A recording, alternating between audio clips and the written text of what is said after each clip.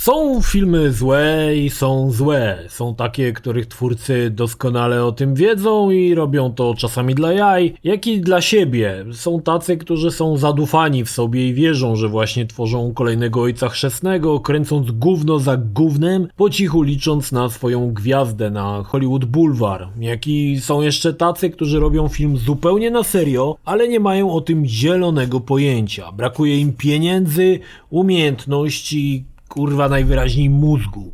Do tej ostatniej kategorii zalicza się bohater dzisiejszego odcinka. Samuraj Oglina. Zanim przejdziemy dalej, muszę wam coś wyjaśnić. Seans Samuraj Ogliny to w zasadzie gwarantowane 1,5 godziny śmiechawy. W zasadzie przez cały seans filmu ryczałem ze śmiechu jak koń. Głównie z nieudolności twórców, dlatego zachęcam po obejrzeniu tego filmiku samemu, żebyście sobie to obejrzeli, bo powiem wam, że pierdolnięcie fikoła ze śmiechu jest wręcz tutaj gwarantowane.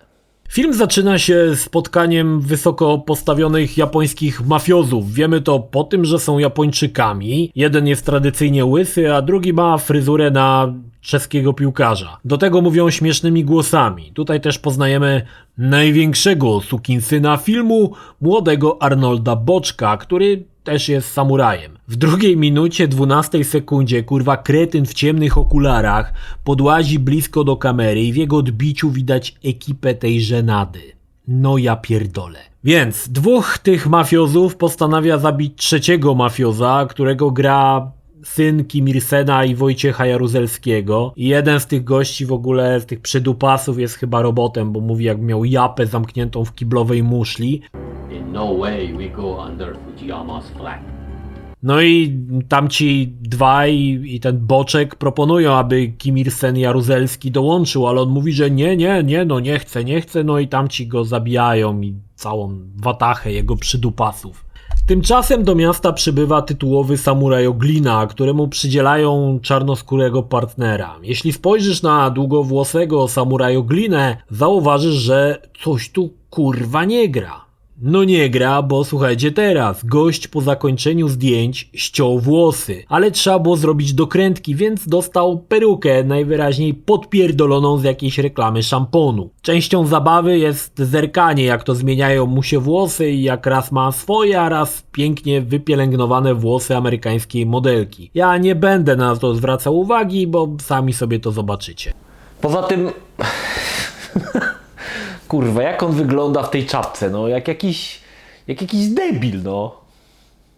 Jako że film ma tylko 1,5 godziny, nie ma czasu na pierdoły, więc od razu Samuraj Oglina bierze się do roboty i dostaje zgłoszenie, jakoby gdzieś miała miejsce wymiana narkotyków na walizkę pełną pieniędzy. Wsiadają w totalnie rozjebaną furę jakiegoś kloszarda obrzyganego i jadą szukać tych pieniędzy. I tu poznajemy fajnego Lachona, który tam lata w helikopterze i ma tam czujne oko na wszystko. No, fajne w ogóle jest to, że widać, że Lachon siedzi na dupie w helikopterze, a helikopter jest zaparkowany, nie wiem, gdzieś tam w polu, ale to nic, tam udają, że latają, tam aby podbić jeszcze wrażenie lotu, pilot co rusz macha jakimiś wajchami nad głową, aby wyglądało poważnie. No profeska w chuj. No i tak sobie tamci jeżdżą dłuższą chwilę i ma miejsce spotkanie tych handlarzy z kupcami, wymieniają towar i Samuraj Oglina i ten czarny ruszają za nimi pościg samochodem kloszarda. Tak naprawdę ekipa tego filmu była tak biedna, była tak biedna, że nie dość, że aktorzy nosili własne ciuchy, jeździli własnymi furami, to byli tak biedni, że nie stać ich było nawet na powietrze do kół do samochodu kloszarda, więc zazwyczaj zapierdalają na kapciu. Ale chuj tam, jest kamera, jest impreza. Nie no, poważnie, zobaczcie jak ta fura wygląda. To jest jakiś w ogóle żulowóz ze szrotu. Oni powinni sami sobie odebrać prawo jazdy w ogóle. Oj Boże. Więc ścigają vana, którym uciekają bandziory i tam sobie trochę strzelają, jednego z nich nawet przejeżdżają. Zobaczcie te emocje w ich głosie.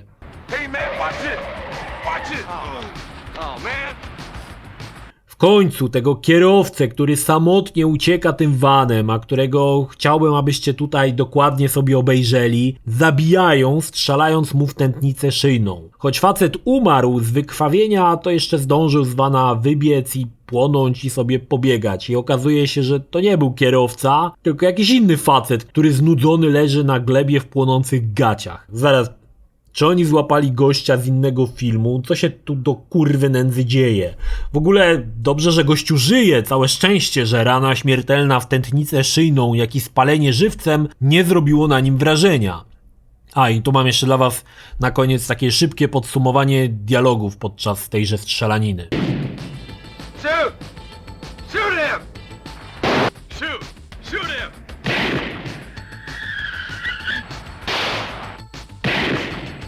Shoot! Shoot him! Shoot! Shoot him! You got it. Yeah, I got the best. Chryste Panie. To jest niemożliwe. To jest niemożliwe. Samurajo Glina teraz pokazuje, że można gadać z laską w helikopterze, która nad nim lata, po prostu głośno do niej mówiąc i ona doskonale to słyszy. A laska mówi do niego do mikrofonu, a Samurajo Glina też to odbiera, kurwa, samurajską antenką schowaną najwyraźniej w samurajskiej dupie. No i mamy scenę seksu w majtach. No nie pokażę wam tego, ale tam ta laska chętnie macha przed kamerą cyckami. Jest to chyba najjaśniejszy moment filmu, bo i ta dziewczyna nawet i cycki takie całkiem, więc dziewczynie daje, nie wiem, tam 4/10, a cycki no tak 6/10. Na zebraniu mafiozów Boczek mówi, że ten Glina to samuraj i tam jeszcze, że mówi płynnie po japońsku. W ogóle nie wiadomo skąd oni to wiedzą, bo przecież tamci wszystkich pozabijali, a ten co umarł, ale przeżył i potem płonął i się nudził, to się okazuje, że żyje, ale nie może mówić, bo ma kurwa spalone usta. Mafiozo śmiesznym głosem kretyna wypowiada wręcz oscarową kwestię, którą tutaj zostawię wam w całości. I want him dead. I want his head cut off and brought here. I want his head on this piano. Co ciekawe, znajduje się też w filmie tutaj Komisja Gier i Zakładów, której zadaniem jest po prostu przytakiwanie. Nie wiecie, o czym mówię? O właśnie o tym. Odbywają się zawsze pod nadzorem Komisji Kontroli Gier i Zakładów. Tak czy tak, mafiozo każe Boczkowi zabić tego ze spalonymi ustami, który nie może mówić, bo jeszcze powie za dużo. Logiczne przecież to jest i oczywiste, do chuja wafla. Po zakończonej policyjnej akcji możemy poznać trochę Samurajo Glinę, który jak się okazuje jest też mega ruchaczem i smali cholewki do pielęgniarki, która opiekuje się tym ze spalonymi ustami. Zresztą posłuchajcie tego tekstu na podryw. That's what you see. Yes, I would. Would you like to go out with me? Yes, I would. Would you like to fuck me?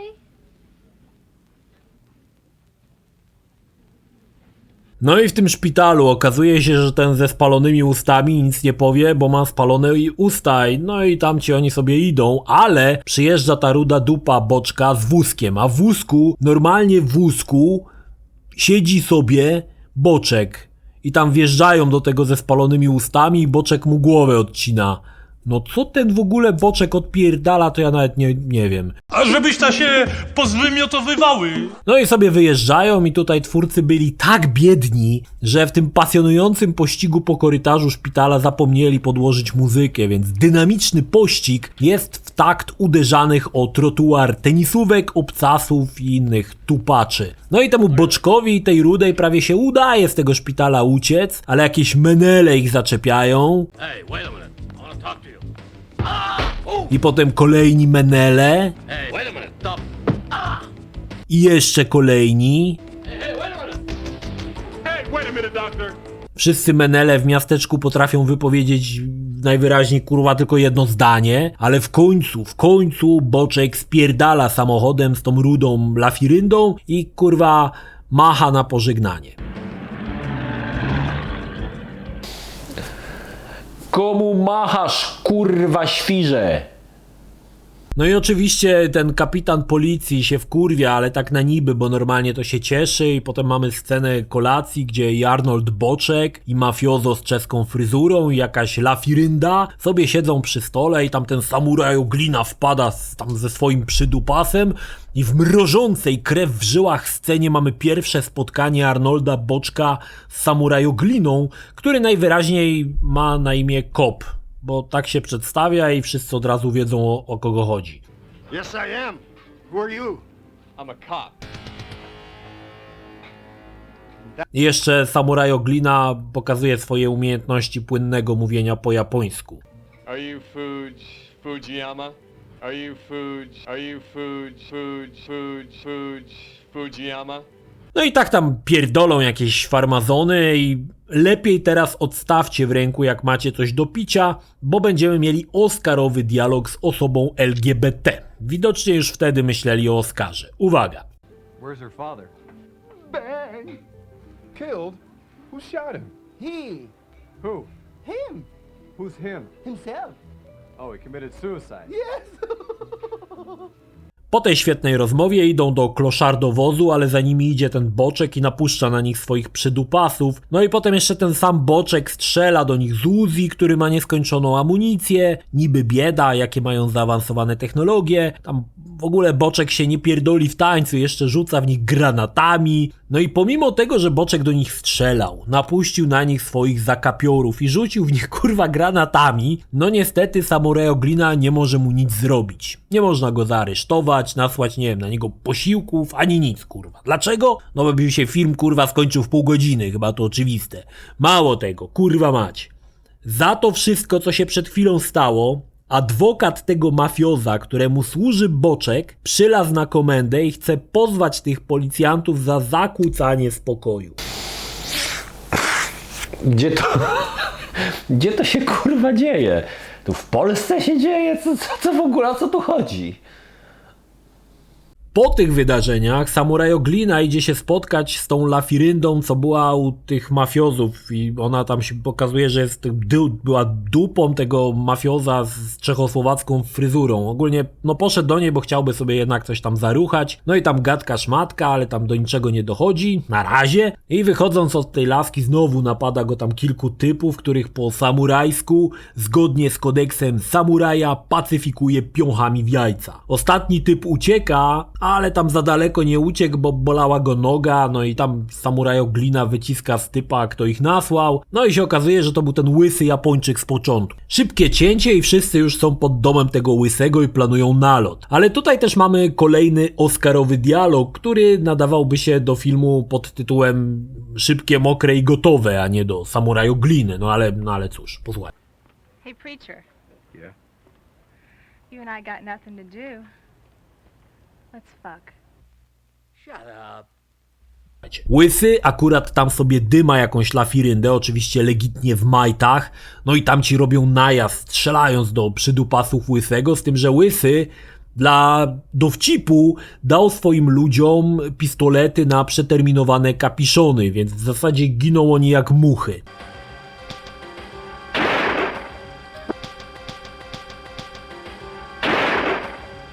Łysy ucieka, ale go tam doganiają i ma miejsce epicka walka. Zobaczcie tego Łysego. On kurwa odpierdala, co mu się srać chce. Co to w ogóle znaczy? Ale wiemy, że samuraj Oglina nie może przegrać, bo ma akurat założoną magiczną perukę, więc znowu go po samurajsku wali w jaja, bo tak robią szlachetni samuraje. No tak czy tak, koniec końców go i tak zabija.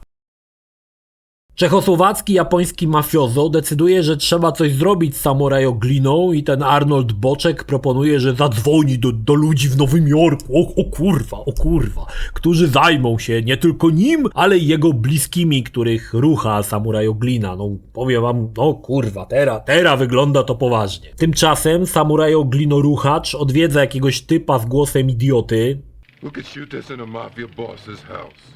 a tymczasem bandziory wbijają do zakładu tego dziada i tam szukają samuraj Ogliny i wywiązuje się epicka walka na pistolety i w najbardziej epickim momencie Mamy cięcie i sobie teraz poglądamy cycki rude i piłującego ją oczywiście w majtach Arnolda Boczka. Widocznie podczas strzelaniny nie działo się nic wyjątkowo ciekawego. Boczek tam potem odbiera telefon i gdzieś się tam tej rudej wymyka. Samuraj Oglina ustawił się na spotkanie z tą Lafiryndą od czechosłowackiego japońskiego mafioza i tam gadają i pierdolą, ale czujni ludzie mafioza go obserwują. No i Samuraj Oglina proponuje, że ogólnie to pogadamy sobie w samochodzie, do którego oczywiście tą laskę zaprasza. Samochód Samuraj Ogliny jest wielkości domu, ma tam kanapę, stół, takie okna zajebiste, jest to chyba największy samochód świata. Potem sobie w samochodzie siedzą przy stole i najwyraźniej ma tam też kuchnię, bo upitolił garnek jakiegoś gówna. Tymczasem Arnold Boczek z watachą chce pozabijać wszystkich policjantów, których wcześniej widzieliśmy w filmie może ze 2 razy i nie pełnili jakiejś specjalnie ważnej funkcji, no ale trzeba ich pozabijać, więc najpierw zabijają jakiegoś dziada i jego żonkę, no i planują też zabić tą blondynę z tymi fajnymi cyckami. A Samuraj Oglina z tą laską, nadal będąc oczywiście w samochodzie, postanawiają sobie popływać, bo w samochodzie ma nie tyle basen, co cały ocean, więc sobie tam pływają. A tymczasem bandziory odwiedzają też tego czarnego partnera Samuraj Ogliny i chcą mu odciąć pindola, ale tamten czarny się wkurwia i tam zabija ich obydwóch i tyle. No i oczywiście niestety Boczek odwiedza też tą blondynę, ona tam nawet się srogo broni, nawet widzimy, że ma w którymś momencie pistolet w szufladzie, ale w kolejnej scenie z szuflady wyciąga rewolwer. No i dalej mamy srogą scenę, kiedy rozciągają ją na jakiejś szafce i polewają jej bandzioch gorącym olejem, który wygląda jak woda. Jest chyba dość chłodny, ale ona tam wrzeszczy w niebogłosy, bo nie lubi chyba jednak zimnej wody na swoim bandziochu. No i wobec tak srogiej tortury ta blondi wyjawia, gdzie mieszka Samuraj Oglina. I zobaczcie tutaj kurwa Boczka i jego miny, jakie odpierdala. Trzymajcie mnie, kartofle jej nie smakują. Ja bym taką babę normalnie z chałupy od razu pogonił, co kartoflów nie je. I cyk, znowu scena ocierania się w majtach, tym razem z tą laską od tego tam mafioza. Przypominam, że nadal są w samochodzie, ale Boczek nie będzie się pierdolił i już podjeżdża pod dom, a raczej pod samochód Samuraj Ogliny. Co prawda ostrzega go ten czarny i Samuraj Oglina jest gotowy, no i tam zabija wszystkich zbirów wokół swojego domu, uciekając z tą laską w siną dal. No i znowu mamy scenę z kapitanem, który już jest porządnie wkurwiony, bo nie dość, że zabili jednego z jego randomowych ludzi, którego nikt nie znał, no i jeszcze jego żonę, no to jeszcze polewali zimną wodą bęcą blond dziewuszki z fajnymi cyckami, więc co robić? No daje im jasny rozkaz, aby zabić ich wszystkich, bo on już ma tego dosyć. No i ten Samuraj Oglina i tam jego przydupas postanawiają raz na zawsze rozprawić się i z tym czechosłowackim mafiozem, no i oczywiście z Arnoldem Boczkiem. Najeżdżają haciendę tego Czechosłowaka i zaczyna się sroga akcja i strzelają, potem pokazują jakiegoś typa z przepitym głosem i monobrwią. Go watch the other door. Okay, boss. Okay, boss.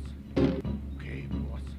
No i tutaj proponuję wam odstawić picie, czy tam jedzenie, bo zaraz będzie epicka i najlepsza scena śmierci w historii kina. Scena śmierci czarnego grubasa, który pomimo, że się starał tak mocno, no jakoś do tej pory wymarzonej statuetki nie dostał. I to jest kurwa w mojej opinii wielki błąd.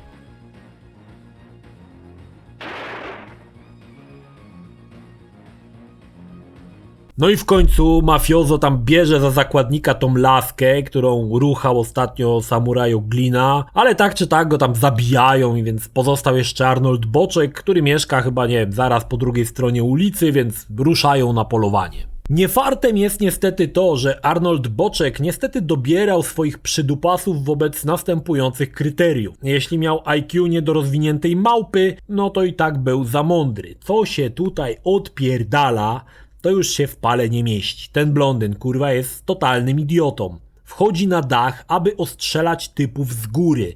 I strzelił sobie, kurwa, w drugą stronę. Tylko po to, aby się okazało, że Samuraj Oglina z partnerem jest po drugiej stronie i bezsensownie zginął. Co się tutaj odpierdala? Do czego chuju strzelałeś? Do swojej starej, bo na plan betoniarką zajechała? Co za kretyni? Albo ta ruda Lafirynda. To jest dopiero idiotka. Wzięła Uzi z dosłownie 2 nabojami i już musiała zmieniać magazynek. No chyba, że jest wytrawną graczką w FPS-y, wtedy rozumiem. No i oczywiście przez to ginie. Inny typ schował się za drzewem i zamiast w samurajoglinę celuje w boczka. Co to kurwa za pajace są, to ja pierdolę. No w końcu zostaje tylko ten boczek, więc zapowiada się walka na miecze, jak prawdziwi samuraje. Ale najpierw kurwa taniec godowy przygłupów. Zobaczcie na te pozy. Boczek co odpierdala i ten drugi. Waść machasz jak cepę. Jakieś kurwa machania mieczem, jakieś podchody. O ja pierdolę. Obydwaj oczywiście wyznają kodeks Bushido, więc łokieć w jajca jest jak najbardziej wskazany. Chociaż samurajoglina ma tak żelazne jajca zaprawione tam, nie wiem, syfilisem, jakąś rzeżączką i innymi choróbskami, więc nie robi to na nim wrażenia. No i w ogóle całe szczęście, że ma perukę. Napierdalanie w kurzu, ciosy w japę, fryzura nadal bez zmian, nadal piękna. Podejrzewam, że to są włosy Samsona i nie może zginąć dopóki je nosi. Nie no, w ogóle to sam bym chciał mieć takie piękne włosy bez upierzu. W końcu samurajoglina łamie kark boczkowi, ale temu całe szczęście nic się nie stało, bo jeszcze się podnosi i tam gada, że wyznaje kod Bushido. You know the code of the Bushido? Czego? The Bushido? Co? The Bushido? Bushido? The Bushido? Bushita? The Bushido? Chyba kurwa bullshita. Więc widząc swoją porażkę, Boczek popełnia sekaku, bo tak czyni się w kodeksie bullshita, a samurajoglina idzie sobie tam poruchać trochę tą laskę Czechosłowacka z Japonii, bo w sumie co innego ma robić. Koniec. He wants to die with honor. O ja pierdolę. Co tu się działo przez 1,5 godziny, to aż ciężko opisać. Nie opowiedziałem wam wszystkiego, bo bym musiał na żywo komentować 1,5 godziny filmu, ale cuda jakie się tu odpierdalają zawstydziłyby Neila Brina. Zachęcam do obejrzenia samemu, bo Samurajoglina to film tak potwornie zły, głupi z kretyńskimi dialogami i scenami, że nie będziesz w stanie w to uwierzyć. Ale ten typ, który grał samurajoglinę, po zagraniu w tym gównie zapadł się pod ziemię na wiele długich lat. Ale wrócił w 2015 roku, aby zagrać w sequelu. Tak kurwa, w sequelu, po 24 latach. Sequel Samurajogliny. Ale to już historia na zupełnie inny czas.